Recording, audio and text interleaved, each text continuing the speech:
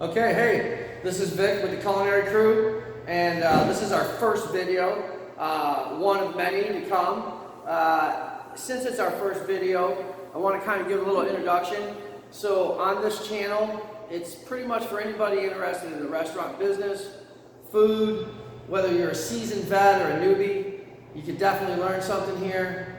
Little background on me. I've been doing it 30 plus years. I was a national food and beverage manager for a major corporation. I helped to manage over 243 restaurants, busting tables in my mom's restaurants as a kid, and growing up just in the restaurant and food business. My mother's a master chef, on and on. So with me and my crew, you're getting close to 100 years of experience. So we're in the trenches every day doing it and have been. So not a guy standing there with a graph. I might use a graph occasionally, but that's really not my style. So today's topic is 5 traits of a successful restaurant manager. And all of these traits I think could be applied to any business except for one, which would be the number 5, which is food oriented. You know, if you're a back of the house employee, hopefully you are food oriented because you're cooking.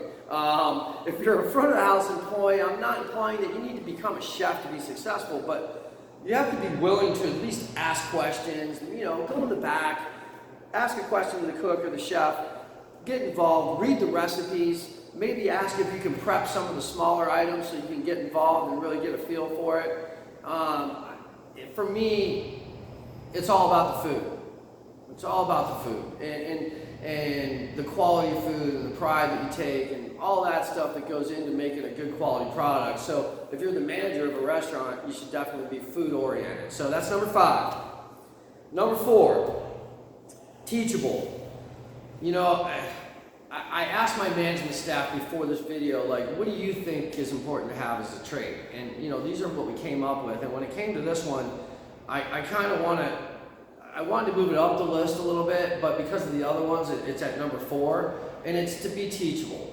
You know, you have to, whether you're a seasoned vet or a new guy, you have to be able to have an open mind and kind of look at new ways to do things, or at least be able to take constructive criticism and critique of your work, and how you handle situations, or how the way you prep something, or the way you cut something, or whatever it is. You have to have that teachable aspect. I know I do.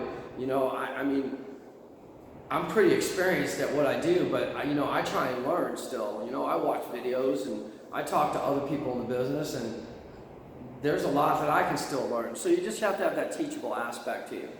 Okay, number 3.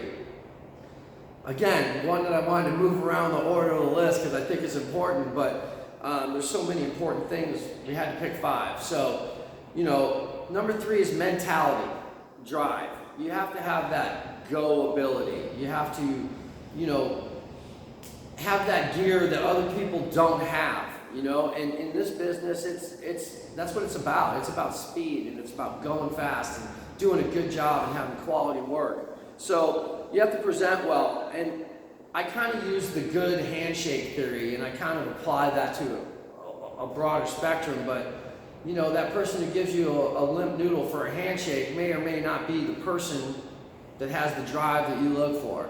And it's more of a philosophical thing than a reality thing, but that good handshake, you need that person that is confident, not cocky, but is willing to do what it takes to get it done, and has that turn around the hat backwards, jump in, what can I do to help kind of attitude.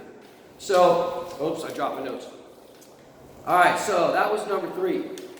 Number 2, people skills. This is probably the one trait out of these 5 that I cannot teach you. You either have them or you don't have them. I can polish them maybe, but ultimately you have to have people skills. And in this business, there's a diverse group, whether it be customers or employees. And you have to be able to handle those with great delicacy at times. And without people skills, you're not going to get the profitability, the production, you know, a lot of things out of your staff, and you're definitely not going to be able to resolve issues in the dining room and make it still a profitable situation for the restaurant, but also a pleasurable experience for the guest. And people skills are hugely important and the hardest to teach, if you can teach them at all.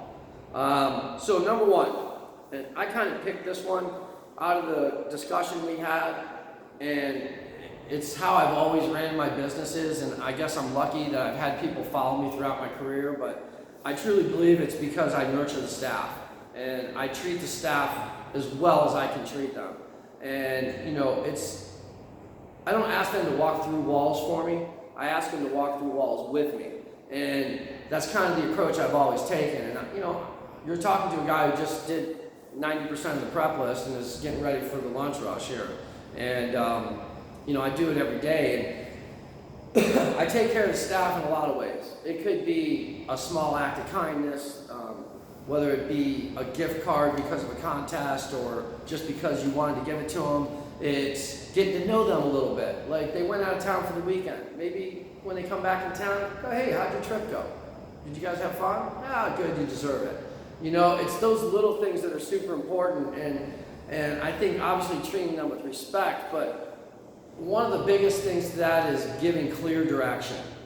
And you can't hold somebody accountable unless you're giving them clear direction. And the reason why I include that in people skills is because it's hard to implement people skills when you're trying to fix or critique a problem if you never gave them clear direction before. And I'm huge on that. I make sure that my managers give clear direction and the employees receive clear direction. And that way when there is a question, it's an easy transition. There's no question. And I can do it and not make that person feel like I'm on them, because we've already developed a relationship at some level by getting to know them and by through those acts of kindness. And I've been very lucky to have people, the same people, some of, work for me for many, many years and over different states. And I truly believe it's because I feel like they are taken care of.